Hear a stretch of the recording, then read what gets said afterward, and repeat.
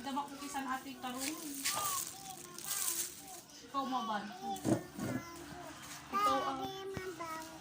Ikaw mabanto. Layasan kita dito. Kantahan mo. Paano yung kanta mo kay Feby kahapon? Si Feby. Kilinaw mga liinaw. Si Feby. I am monkey. Kilinaw suryab. Suryab. Suryab. Ikaw suryab. Oh, mama mo si Bibet. Papa mo si Ompong. Oh, ano? Ano? Ikaw yung mama ko. Hindi mo siya mama. Hindi mo siya mama. Iba na yung mama mo. Si Kuya Ompong na tsaka si Ate Bibet. Oh. Wala ka ng mama. Tas amoy unggoy ka. Ano? Oh. Paano yan? Wala na sa mama ko, baby. Oh, di gawan ko ng baby si mama mo. Madami naman manok si mama mo. Kahit wala silang baby. May manok naman sila. Ikaw, hindi ka naman na nila baby. Oh, iba na yung nanay mo. Nanay mo na si Ate Bibet. Wala na din siyang daddy.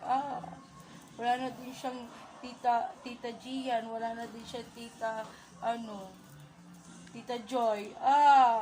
Iba na yung mama niya. Tapos titira ka na dun sa loob ng simbahan. Kawawa siya. O, diba? Naway mo ako. Sinasabihan mo akong mabantot ako. Sinasabihan mo akong unggoy ako. Mas unggoy ka. Ano? Hindi ka makasalita ngayon. Pangit mo kasi.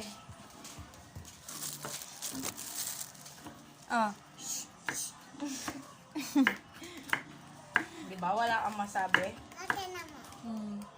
Ano sasabihin? Feby daw. Ano? Agala. Tapos, kukunin ko na lahat yung binigay kong laruan ni Ate Chay sa'yo. Ibibigay ko na kay Lewi, kay Yus. Wala ka ng laruan. Kawawa ka na. Diba? Kasi lagi mo naman ako inaaway. Diba? Lagi mo ako inaaway. Ano na Hindi kayo na nasagot.